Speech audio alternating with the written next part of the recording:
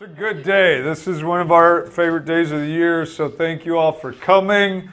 It's fun. I think this is our fourth year in a row.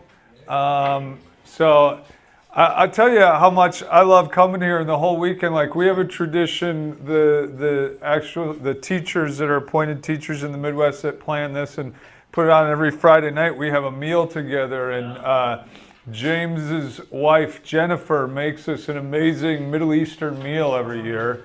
And she tops herself every year. So much so that yesterday I'm on the way here, and the airline is offering $900 in cash to bump flights to later in the evening. But I wouldn't have gotten into Chicago until 10:30. And I was like, no, too bad. I'm going to this meal. So, how much would it take? How much what? Oh, internally my price was $1,500. If they got to $1,500, I'm like, Jen, sorry, make me a plate. I'll be there later this evening. Now, I need you all to do me a favor for the good of my marriage. Don't tell my wife that I turned down $900 because she loves taking. In fact, she goes to the airport hoping that we'll get bumped. She's like, I hope they bump us. We are so going to stay here for a few hours. So don't tell her that. I do get to teach today. I'm going to introduce him now. He'll come up in a little while, but my friend, and I'm not all Frenchy, like Jeremy is, but Joubert, yeah. But it's Gilbert Kemeng. Gilbert was born in Cameroon, which is a beautiful country in West Africa. He was converted in Germany in the campus ministry there. He spent some time in the ministry in the Côte d'Ivoire, which is also in Western Africa, or if you've never heard of that and you're looking at me weird, that's the Ivory Coast. And then he is currently in Nigeria with his beautiful wife, and they just adopted a son. They have a 5-month-old son, Joseph. And Gilbert last August, was, along with two other friends of ours, Fred George and Emmanuel Eme, were the first 3 guys in our family of churches appointed teachers on the continent of Africa. And it's actually pretty exciting because I think there's a very good possibility that by the end of this year we will have somewhere in the range of 7 more teachers across Africa appointed this year and bring us to the realm of 10. So that's pretty cool. But Gilbert will always be first. So, right? No, it's good to, in years past we've done, I think Jeremy mentioned this, we've kind of had a specific theme, and even though in some ways a theme has developed today, Gilbert and I are going to stray away from the theme a little bit. We've been a little more of a spiritual formation theme, and that's an important part of teaching, I think, is helping us go deeper, helping us analyze an element of our faith or understanding about God or His Word, and maybe breaking it down, going a little deeper, learning how to approach it. But I think there's also an element of teaching that needs to be a bit on the prophetic side, a bit on the here's where we're going, and we've got to see the signs here, or we're going to drive into some trouble if we don't pay attention to what's going on. And so we're going to get into that a little bit today here in this session. Now, when I was when I was a much younger man, in my 30s, there was a time I remember when my son, my oldest son, some of you know him, Paviel, he was probably about 7 years old. And I remember there was one night, my wife was at work. She's a nurse, and so overnight she was at work. And this sort of thing always seemed to happen when she was gone. And in the middle of the night, I kind of woke up and I heard these steps coming up these footsteps coming up the steps. And I kind of like what's that? And then I laid back down and I heard him go, "Dad." And I reacted like any loving parent was. I said, "Don't you dare." And he came up around the corner. I was like, "Don't you?" And he was like, "Dad, I don't feel good." And I was like, "No, no." And he came at the bed and I was like, "You better not stop." And he went, "Wah," like that. And projectile vomited all over the bed and me. And it's the middle of the night. So now I have to get up with vomit all over myself, clean off my bed, disinfect everything, get him, I got him cleaned up too, Look, you're on your own, kid. I had to go hose him off, clean him up, get him to bed, then go up, take everything off, and take care of it, and it was unbelievable. Now, a couple of years later, we have another son. And there was a day where, again, my wife was at work. There's a pattern here. And it was my job. I had to get him up. I was still a high school teacher at the time. I had to get him up, take him to daycare. So he's like 1.5 at this time, probably 1.5. Take him to daycare and get him on his way. So I remember one day in particular, I had like on very light cream pants, a light colored shirt. And I'm like, okay, I got just enough time to grab him and take him to daycare. And so I opened the door. And my wife used to sometimes, we were not above bribery. So if to get him to go to sleep, she would take like a cookie and be like, "Now I'm going to put the cookie here on your dresser. And if you're a good boy and you go to sleep, you can have the cookie in the morning when you wake up." So I walked in, I opened the door and I was like, "Oh, did she give him, he's got chocolate all over the place." So I went to the crib and I was like, "That's not chocolate." I'm telling you. There was a blowout, and it was all on the mattress crib, all on the slats. He was doing poop art, okay? They were just finger painting on the wall. And he's just grinning away. He's got it on his nose and everywhere. And I was like, "You are kidding me." So there was another, impromptu shower session, hosing, you're like this. And he's wiping it on me as we're going. And I'm like, this is unbelievable. I want him having to change my own clothes, hose him off, clean it all down. Because I'm like, I can't have my wife walking into that after a night shift, And I was a little late getting to work. And so those are parts of parenthood, right? Yeah. Now, if you would have come to me at 15 or 16 years old and said, "You will sign up for a job where people will vomit on you, wipe their poop on you, sneeze on you, spit on you, do all these," there's no way I'm doing that. Get me out of there. So why would I be willing to put up with that? Because somehow, in some unexplainable way, they give you this kid, which you thought was a good idea, right?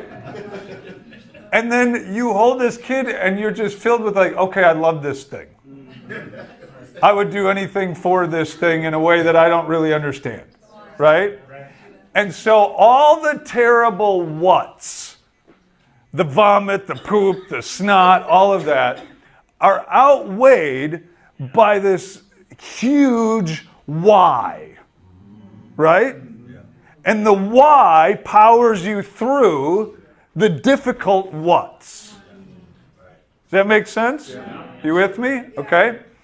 And if you lose track of the why, the what's start becoming bigger than the why, and that becomes a problem. Because when you're going through difficult what's, if your why's not bigger, you give up on the what's. Okay? Keep that in mind as we go today. And we're going to talk about some elements of culture, the power of culture, and how it impacts us in the church. It's not something, I'll tell you right up front, that I think we can ignore. Yeah. It's not something that we put to the side. It's not something that that's one of those side issues. We need to focus on what's important. I'm going to make the case, Gilbert and I are going to make the case today, that it is at the heart of what we do, okay? Let's start with, and we're going to look at three simple elements here. There's a fourth one, but we're just going to look at three for our purposes today. The first one is understanding why are we here? Why did God make us? And we could do a whole day just on this topic, on any one of these topics. So I'm just going to introduce this here for a moment. But I will say, as the screen says, our purpose in creation is to be image bearers. This is what the Bible tells us. It's the conversation that God has with the divine council in Genesis 1. Should we make man in our image? Hey, I got an idea. Let's make human in our image. Now that means a whole lot more than just so that humans will look like God, or even not so much carry some of the characteristics of God. But the word as it was used is really, in all of Genesis 1, is using this temple imagery from the ancient Near East. And it's this idea of creating a temple that looked like the creation, that mimics creation, and then they would place a statue of the God inside that temple. And that statue was the reflection of the God's will. It mediated the will and the rule of the God in his space. And so what Genesis 1 is getting across is that the whole world, whatever you can imagine, whatever you know of it, whether it's this big or it's this big, that's God's space. He made it, and it's his space. And he took human. He didn't take a statue that was made of wood or gold or whatever. He took human and he put it in this temple, in his space, to represent and reflect and do his will. That's our purpose, right? Now, that's a higher calling than the other creatures that he made as described in day 6. The most that they can do is follow their instinct and do what is best, what's in their self-interest, right? I have a dog, he's stupid. He's brick dumb. But this dog, all he can do is what he wants. And I've said this many times. I've owned this dog for 12 years now. Never once has he come to me and said, "What do you need today? What can I do for you?" He doesn't have that level of consciousness. So actually, when human beings start living for ourselves and what we want, putting ourselves first, our own interests first, we're actually acting like beasts. That's the realm of beasts. Our realm is to do God's will. And it's to live in harmony and unity with one another, reflecting the rule and reign of God, spreading out around the world and caring for his creation as interwoven groups of human beings working together and reflecting God's will. Yes. That's our purpose. Does that make sense? Yeah. That's what it's supposed to look like. But of course in Genesis, that project goes off kilter because man does what? Takes the realm of the beast. Right? I'm going to go my own way. And that's the cause of division. It's the cause of all the hate and the inners and the intras and all of that junk that we see in the world is because we took, and that's what Genesis 3 depicts so beautifully, the human that was supposed to rule over and care for the creation is now being duped by it. It's now entering into the realm of the beast. The beast is taking the upper hand, and human is doing what the beast is supposed to do, and now there's this reversal. That's the picture, okay? And so we lose that, and we're created with differences. God gave it. We're different people groups, different skin colors, different cultures, different whatever. But instead of working together in harmony to reflect God's will throughout the creation, because we enter the realm of the beast, these differences become division. And that breaks up our purpose, which I have a clicker. I keep walking over here. There we go. Which leads us to the second part then, is God's response to us breaking the purpose for which we were made as image bearers is to create the mission.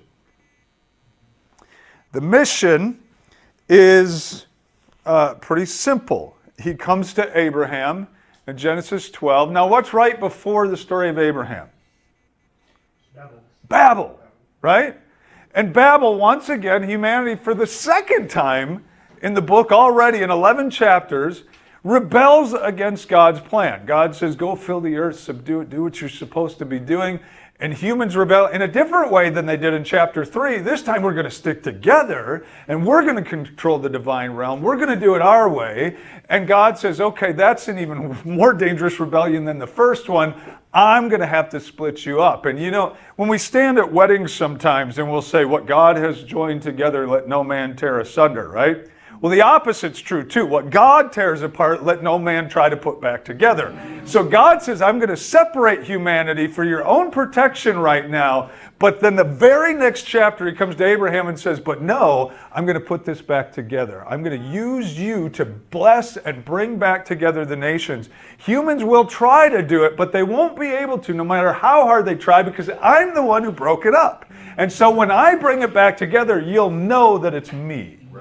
And for thousands of years, humans will try in different ways to conquer the world, to bring it together, to become the king of the world, and they won't be able to.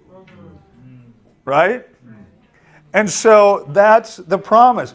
And we could look at it in many different ways, or verses, but I'll just show you one in Isaiah 66:18. And it's all throughout the Old Testament, but it says, and I, because of what they have planned and done, am about to come and gather the people of all nations and languages, and they will come and see my glory. He says, I will gather the nations. Now, I want to do this for a second here. I want to write a couple of sentences down. And I want you to, after I write this, just kind of look at this sentence for a minute, take it in, meditate on it. Okay? Now, I want you to look at this second one, and I want you to notice what it has in common. Don't call it out yet, but what are some commonalities with the first sentence? Can everybody see that? Okay? You got it? Okay? Now, what is something these two sentences have in common? You're going to be the one performing the act. Okay, I'm going to perform an act. What else? A crime would seem to be committed. Now I'm going to write a third sentence.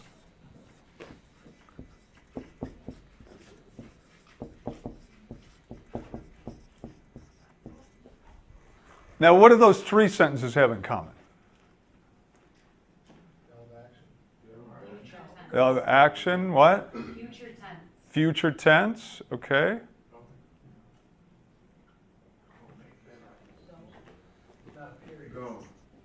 There's not a period.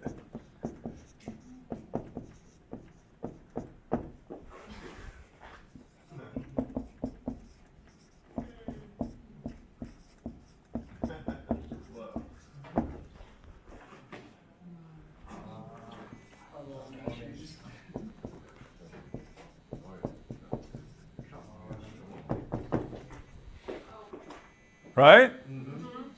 They weren't complete. It wasn't the full thought. Yeah. Now, you wouldn't have known that with the first two ones, but you should know that with the third one. Because it's a very different sentence. I'm going to shoot my sons versus I'm going to shoot my sons a text tonight. I'm going to smother my wife. Well, that's 10 to 20. With attention, that's a marriage retreat. Right? Go make disciples is not the fulfillment of any promise in the Old Testament. Yeah. Right. It's not the mission. Right. And it can get us off track if we think it is.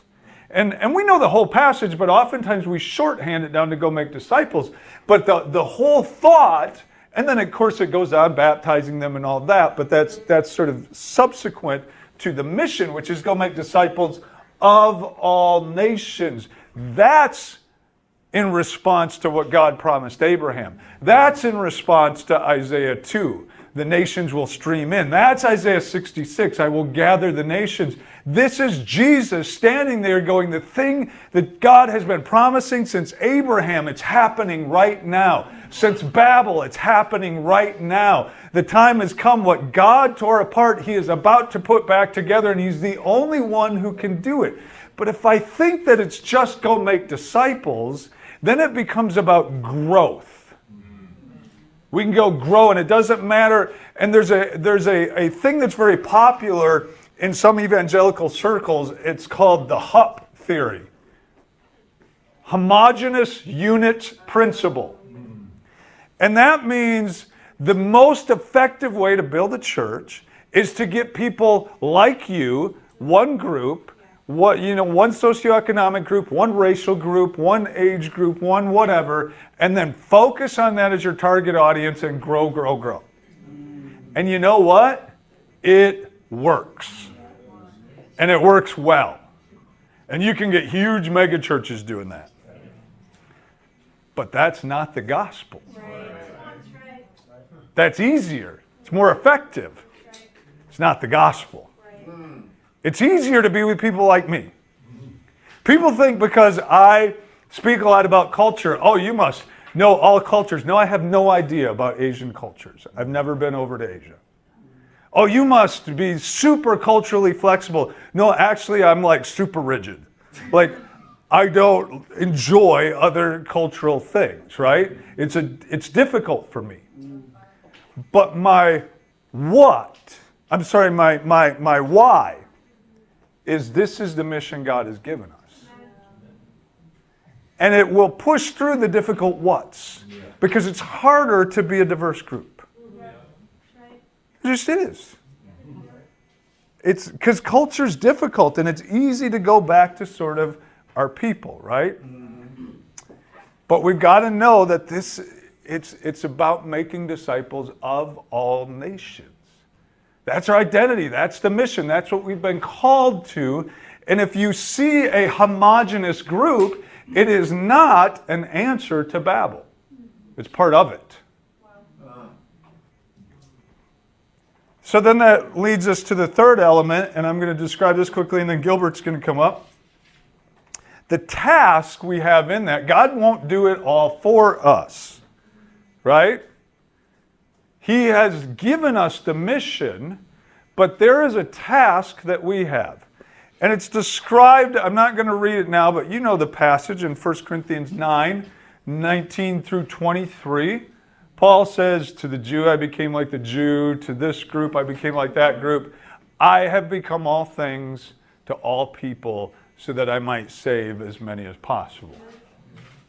Paul understands that the mission to gather the nations can break down really quickly if we don't engage in it intentionally. If we don't pay attention to the power of culture. They've done studies over time and shown that particularly in the United States, but I think that the principle is similar around the world. But there have been multiracial movements. There have been diverse movements.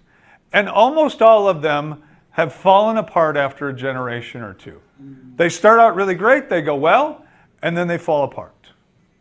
And I believe that the primary reason is because they do not pay attention to the task given us within the mission, which is to learn about culture, which is to pay attention to it, which is to be able to be all things to all people, which is to be inclusive, to send the constant message that you're welcome and you're included and your voice needs to be heard. And if you don't pay attention to that, there becomes a default culture, which is the dominant culture of wherever you live. And then that will just steamroll everything else. And the message that will be sent is you're welcome as long as you come in and act like me. And that gets old after a generation or two for people. They're like, okay, I believe this, I wanted to live it out, but why do I always have to be the one to sacrifice my culture? Meanwhile, you're standing there saying, we don't pay attention to anything like culture, we just follow the gospel. Yeah, that's because your culture is king. And everyone else is having to sacrifice. And after a while, they'll go, forget this. And there will be a frustration. That makes sense? Okay? And I tell people this, if you go in, and I'm not saying everything is perfect your way, but if you go to a church where culturally everything feels comfortable and normal, then you might have a church that is multiracial but not multicultural. Because being all things to all people will mean that there's going to be some discomfort for you. There's going to be some times where you're bending and not doing it your way, and you're doing things that are uncomfortable to you because it's comfortable to the person next to you. Right. Because if you're diverse, that is demanded in the mission to gather the nations. Does that make sense? Yes. Okay. Now, the world has a strategy for diversity too, right? Does anybody know that it's a virtue now. It's the great word of diversity. It starts with a T. Tolerance. Right? Tolerance. That's a good thing, tolerance, isn't it? I will tolerate other groups. I will tolerate you. I will show tolerance. You show tolerance. And the only thing I'm going to be, not be tolerant of is people who are intolerant. Then I can be intolerant of the intolerant because that fights against tolerance. But tolerance doesn't really demand anything of me. It just means I have no expectation or standards. It just means I'll let you do whatever you do. You can do your thing. What the Bible calls us to is so much more revolutionary and so much more transformational and so much more difficult. Instead of toleration, it calls us to participation. It calls us to inclusion. Instead of, Gilbert, you do kind of, when we worship, you do sort of your African things, but you go ahead over there and do it. Instead, that's toleration. Participation is, you know what? Let me join in with you. Let's worship. Yes, there you go, Phil. Let's do this together. Show me how you do it, because I want you to feel like we really want all of you, not just your skin color, to make us look diverse and trendy. Right? Because that's the message that's sent. I want you for your skin color or your, whatever difference it is, but not really for your influence. Because I don't want to be uncomfortable. But that's demanded by being all things to all people. That's participation.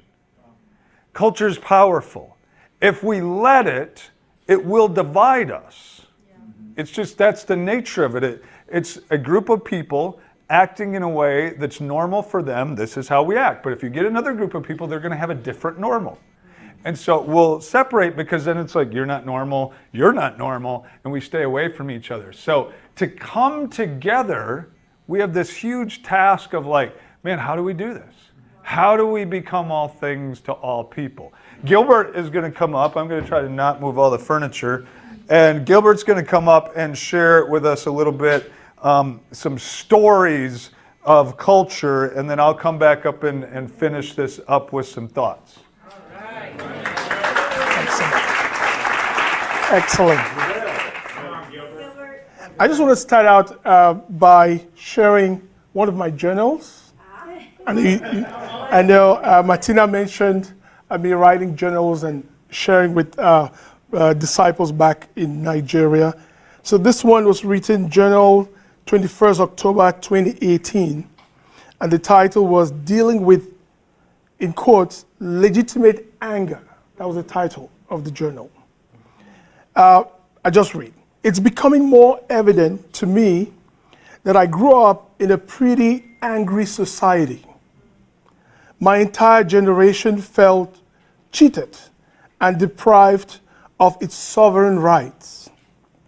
From a very early age, most of us dreamt of leaving the country in search of better pastures. That's Cameroon. As Michael mentioned, I was born in Cameroon. I remember a mentor and friend, that's Hervé Florent, for those who know him, looking at my pictures, my photo album. That's when I moved to Abidjan to serve full time. and noticing that I was very uptight in most of the pictures. He even pointed out that my fists were clenched, like that of a boxer, and asked me why. At that time, I attributed what he described on one of the pictures to the sadness that hovered over us as a family due to the sudden and tragic death of my older brother. He went to bed at night and never got up the following morning. In addition to that, I personally never got the opportunity to experience the closure that comes with taking part in the burial of a loved one. He died in Lagos, that's where I am now, was buried in my mother's village in Eket. My mom is from Nigeria, though she grew up in Cameroon. But my uncle kept the news from me until he was buried. Today, this is when I was writing, 21st October, with the current Anglophone, Francophone crisis in Cameroon, I'm going to say more about that later, I'm coming to a deep realization that my entire generation grew up feeling the sting of injustice, deprived of educational opportunities and a fair share of national wealth.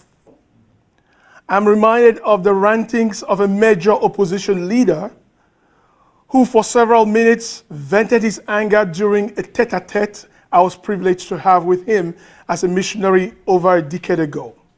I'd met him because of my concern for civil or national peace.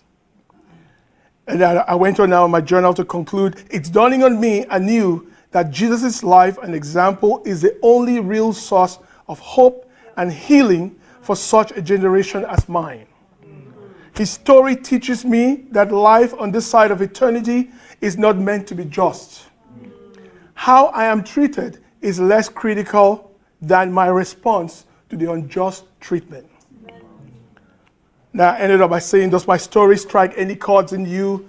Maybe it's awakened old wounds incurred by some unjust treatment, either in recent times or in the past. There is a way out. Let's continuously look up to Jesus for healing and for a heart of forgiveness. And a journal will end up with some scriptures, 1 Peter 2, Isaiah 53, Hebrews 12. So this was an excerpt from one of my journals. But this describes what's going on right now in Cameroon. So Cameroon is the reverse of Canada. Canada has majority English speaking, right? And the French speaking a minority, right? In Cameroon is the exact reverse. Cameroon has 10, we could call it 10 states. They call it province, or now they call it now regions. So out of the 10, just 2 are English speaking and 8 are French speaking. So it's dominated by the French speaking part of Cameroon. The politics, everything is dominated. And the anger I described here growing up came from the fact that my father, for example, worked in an oil refinery where I grew up, in the English-speaking part of Cameroon. But I'll tell you, like 95% of the employees, those who worked there, were from the French-speaking part of Cameroon, but in English-speaking soil. And I mean, the English-speaking part of Cameroon could not benefit from that. And this is just an example, and it spreads across so many other areas. So this is a country made up of blacks. It's not a race white-black issue, okay? And there's so much division. Right now, there's intense civil war going on in Cameroon. Because the English-speaking guys have gotten to a point they're like, enough is enough. We want to be independent. We need our own republic. And in the French part, so they're now considered as rebels, and they even call them guerrillas, okay. So there's some real fighting and killing. But it's unfortunate because you don't see it in the news. But it's actually happening right now. So that's where I grew up. So this is division, like Michael described, caused by majorly language. French English. And French English, for a bit of history, the way the French colonized Africa is very different from the way the English did. So I've been privileged to live in those parts of Africa, born in Cameroon, became a disciple in Germany, went to serve full-time in Abidjan for 10 full years. That's French Africa. And then I've been in Lagos now for 9 years. That's English-speaking West Africa. And I've gotten to now learn a lot more about the cultural psyche of the people. And what I've discovered, for example, when the French colonized, their method is assimilation. So you got to speak like them, you got to eat like them, you got to walk like them, you got to do everything like them. But the English didn't do that. The English were interested in whatever they want to get from you, but they'll allow you with your culture. So if you go to a church service in Abidjan, Michael has been there many times, this place is hot, there's intense heat, people are sweating, but you'll notice that most of the brothers or the leaders, they're all suited up. I mean, suited up with tie, coat, and it's hot. You see what culture does? Very French. But if you go to Nigeria or Ghana, for example, on the Sunday service, I remember moving to Nigeria, and I showed up like a French man, and the one I was dating back then, who's now my wife, that's why I moved to Nigeria, she was like, "Are you going to the office?" I was doing what is really cool in Abidjan, but it's not cool in Lagos. In Lagos, what's really cool on a Sunday is to wear traditional, dress in African tradition, and that's what I wear now. So my suits are wasting in Lagos. I can count the number of times I wear a suit in Lagos. Because it's a different dynamic. But the roots of all of that even dates all the way back to colonization. So the English will take whatever they want, but they allow you with your culture. And then this alone, I was telling Michael this morning, let's be honest with you, I was in Abidjan for 10 years, but I'm glad I left at some point. Because I mean, it got really difficult culturally at some point. Okay, so here we are. I'm talking Africa. I'm not talking white, black. I'm talking. I mean, within African regions. I mean, are we talking Nigeria and Ghana? That's another dynamic. These are two English-speaking countries, and to be honest with you, Nigeria actually kind of like oversees the work in English-speaking Africa. But there's been a lot of resistance, even with our missions, between those two nations, where Nigerians often were the ones either leading the church and stuff like that. But it got to a point where Ghanaians are like, enough is enough. And like, until I had to have a corporate conversation with a top CEO of a corporate body in Ghana. This is a telecom company, really huge. Met her in her home with her husband, and we're having a conversation. She thought I was coming from Congo. And then when I now revealed that no, because it's a brother from Congo who introduced me to her. But when she discovered I'm a Nigerian, she must have trusted me enough, and now she opened up. She said, "Oh man, Nigerians?" He said, "Look, at the workplace, what we think about Nigerians as Ghanaians, wherever they come, they want to show, they want to prove that they know. They want to be the first, they want to dominate, and all whatnot." So there's a serious cultural thing going on there. To the point where there's even one in history, there was a time when Ghanaians threw Nigerians out of Ghana.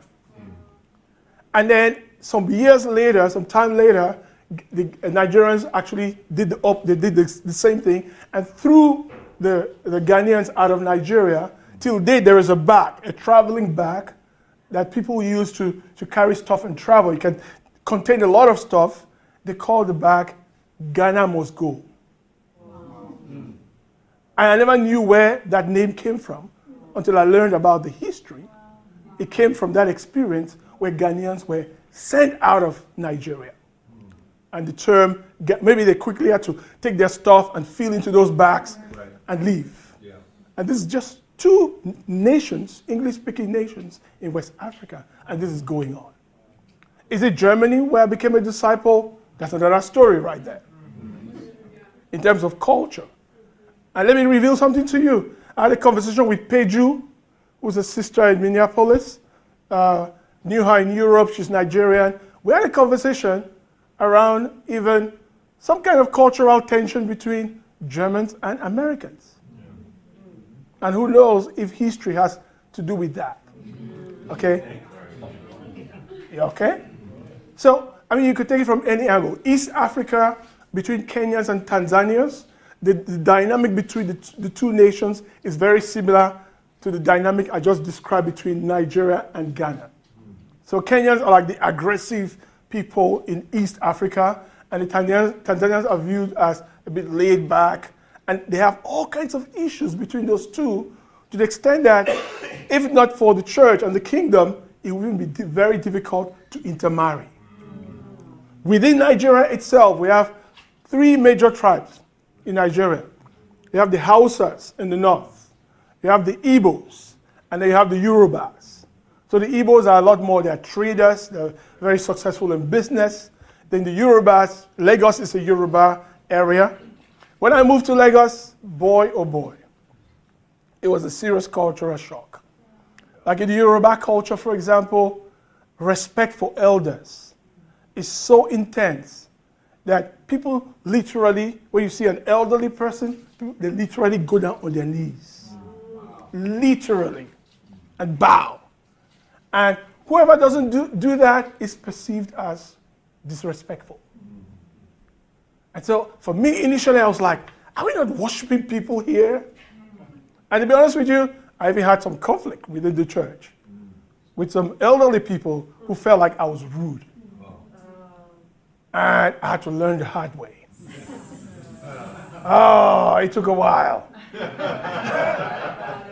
So I'm just painting all these different scenarios to say, we got to be, just like the world talks about emotional intelligence, I think there's also cultural intelligence that we need to take into consideration as we go about carrying out the mission. I just wanted to share a few of those stories. Thank you very much.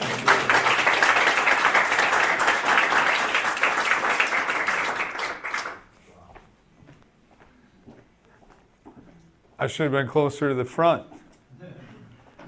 Thanks so much, Gilbert. It's a joy to have Gilbert here.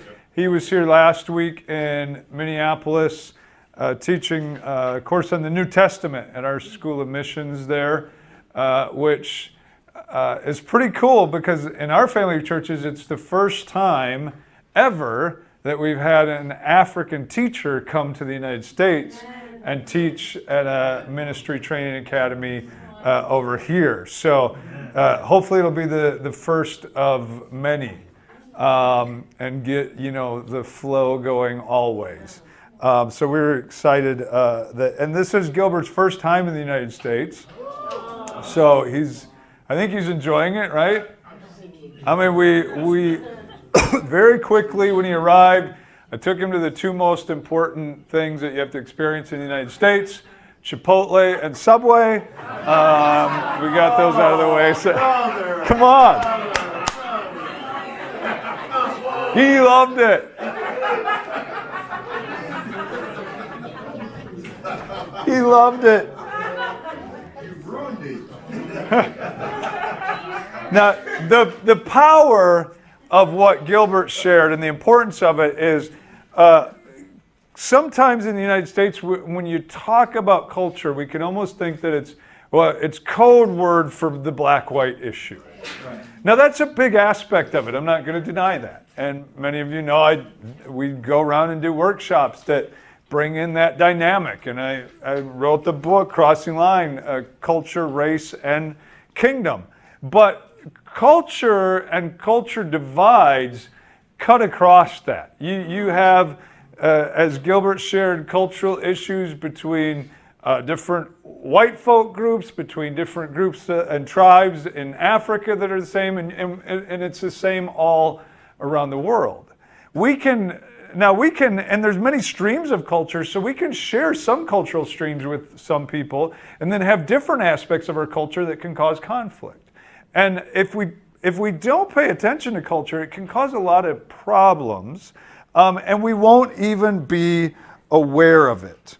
And we won't be aware that it's culture that's causing the conflict.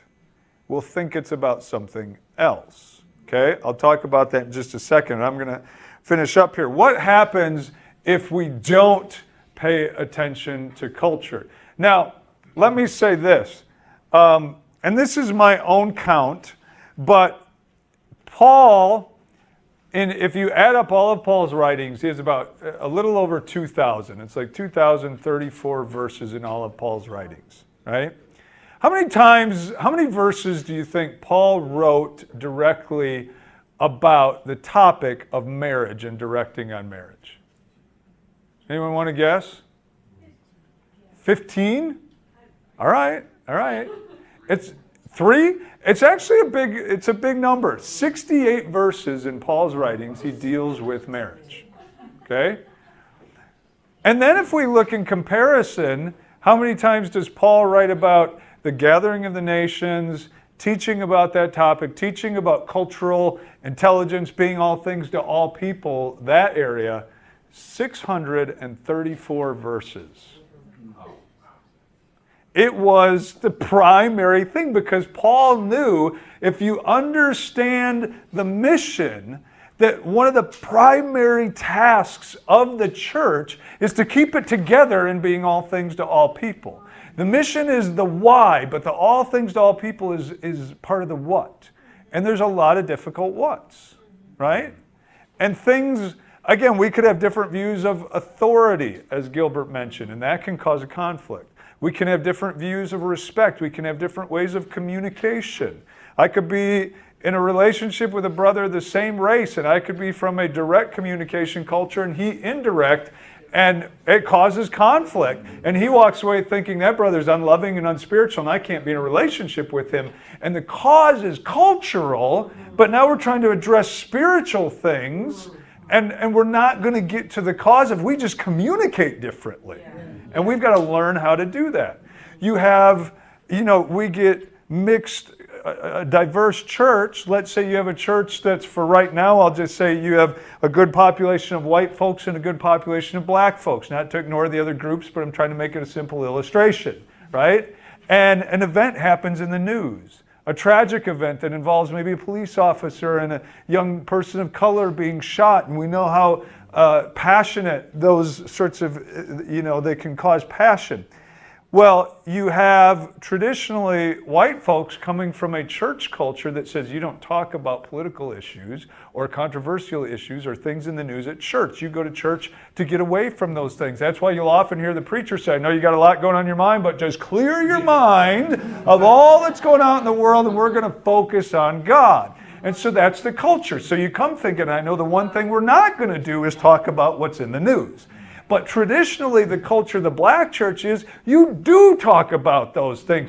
For goodness sakes, that's the only place sometimes you can. It's the one place you can come and be honest and open and safe and talk about how do we deal with the junk going on out there and where's the justice of God and how do we approach life. And so we do bring those things and talk about them because God touches every area of life. And so now we come to church together on Sunday morning with two very different sets of cultural expectation. And the leadership group, which is often in our family of churches, sort of the default dominant white culture without thinking, says we're not going to address that because that's not what you do. There's not a conscious decision to ignore something. It's just a cultural assumption being played out. And now you come together on Sunday morning and a large portion of the church walks away and go, oh, they didn't talk about it. You know why? Because they don't care about us. They don't care what we go through. They're so out of touch. And it starts to take on a racial conflict when the cause is a simple cultural assumption. Now, that's not to say that the solution is simple, right? But if you know the cause, you can start to talk about it and deal with it. Does that make sense? So there is how many times am I going to walk into this table? Let's bring in some wine and start having a drinking game here. All right. So real quick, what happens if we ignore this task? Number one, there will be a growing frustration of people in the non-dominant culture. And people that, it's kind of like the whole colorblind game. Well, I don't see color. Yeah, that's because you're on top. And so it's really easy for you to claim that. That's a way to keep everything in place. We don't have to talk about color. Yeah, because you have all the advantages and privileges, right? It would be like if we took everybody that was left-handed and say, we're going to keep all the left-handers out of this room, or say it's a sports event. No left-handers can buy tickets or season tickets to the game. And so then we sell all the season tickets, and then later we go and say, oh, you know what, that wasn't a good rule. Anybody can buy season tickets, but they're all sold already. So then we go, anybody can buy season tickets. What do you complain about? Yeah, because nobody that's left-handed has any, because the rules changed after everything was right. And so it's easy for the dominant culture to go, I don't think we need to talk about culture. Yeah, because yours is the default. And so you're not being all things to all people. You are being unbiblical if you're not paying attention to this topic. Recently, the rapper Lecrae, do you know him? Yeah. Like the beast of Christian rap. He's the biggest guy out there. Actually came out with an article last year and said, I am divorcing the white evangelical church. I'm done with it. And he said, because they will not pay attention to the issues and cultural perspectives of my people. And he said, and I'm tired of it. The message is loud and clear. You can be Christian as long as you come in to act white. And so he actually has intentionally walked away. That will happen if we don't pay attention to this issue.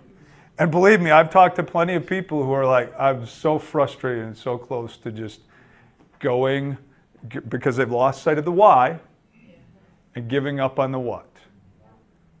And that's why we've got to constantly preach about this gathering of the nations and then act on it being all things to all people. The second thing is, the second aspect of this, if we don't pay attention to it, is the dominant culture will think everything is fine and we don't need to talk about it. Everything's fine. You're making an issue out of nothing. No, what it is people just don't talk around you because you're not culturally humble. Because there will be things that will be said when you're not around if you don't go and ask. Do you ever feel like an other here? I talked recently with a guy who is on track to be an elder in his church.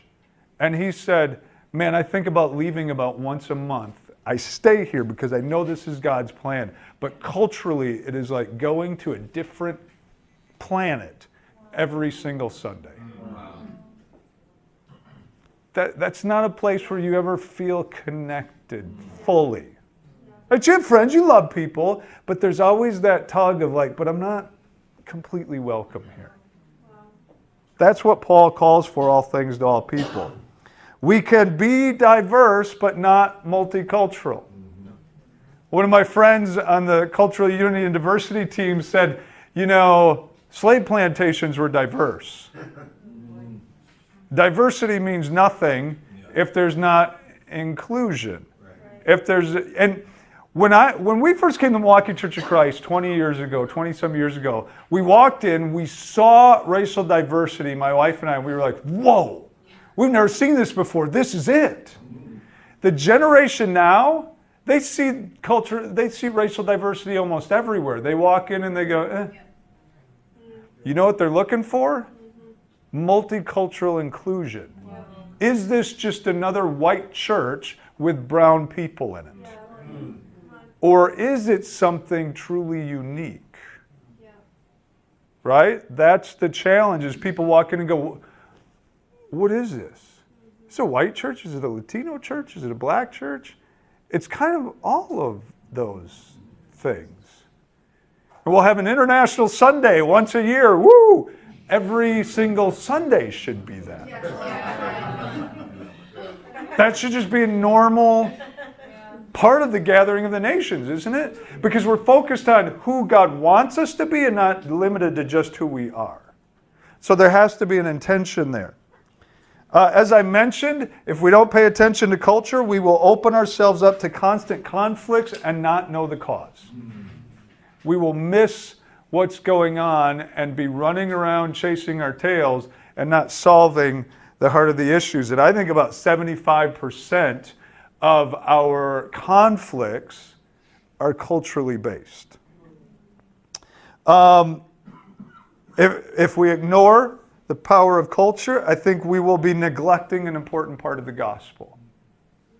It is to gather the nations, and that implies the being all things to all people.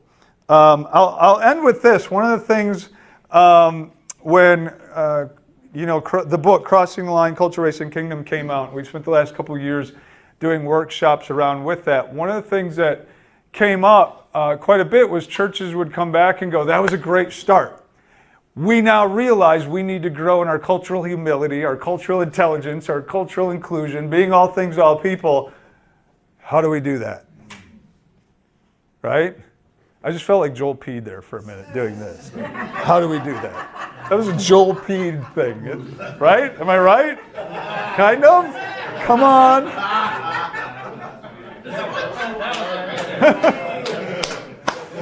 That's cultural. But how do we do that? And so I just finished up, and we have coming out this year, and so I mention it because you might be sitting there going, great, now how do we do that?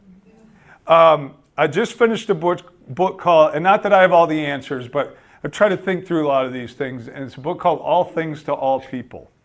And helping a church become or move on to the journey towards cultural humility and cultural competence. There's 4 sections to the book. The first section is kind of about some of the things we talked about today, the purpose, the mission, the task, and the one that we left out was the covering of loving others. And then there's a second section that gets into culture. What is culture? How does it divide us? That expands on that. And then the third section tries to go through specific things, communication styles, East versus West, music, and all kinds of, there's 8 or 10 different things, generation gaps and things that can cause cultural divides in the church, how they can cause divides, how we can address it, and then specifically how the Bible directs us in those areas to come together and blend together instead of just a default dominant culture into the new transformed kingdom culture in that area where we include all of it. And then the fourth area is specifically, the fourth section is, how do I become a culturally competent person? How do we develop a culturally competent leadership? And how do we become a culturally competent church? And then there's also a workbook that'll be about 100 pages where each chapter will have self-reflection questions, discussion questions, and then group activities, learning activities that are kind of games and fun and discussion based for your church to engage in, to develop some of the skills and be aware of some of those things. I can't quite give you a release date yet, but it will be before summer. I think it will be out. So so I just throw that out there as a tool. For the discussion questions today, we tried to keep it simple. Sorry we don't have some of the really awesome detailed questions that the other guys had, and they were great. We have 3 simple questions, so you have time to kind of dig into each one and share and discuss. And if you have any questions, feel free. Gilbert will be here the rest of the day. Feel free to talk to me. I have to, as soon as I get done speaking right now, I have to order my Uber and go to the airport. So I won't be here. But thank you all.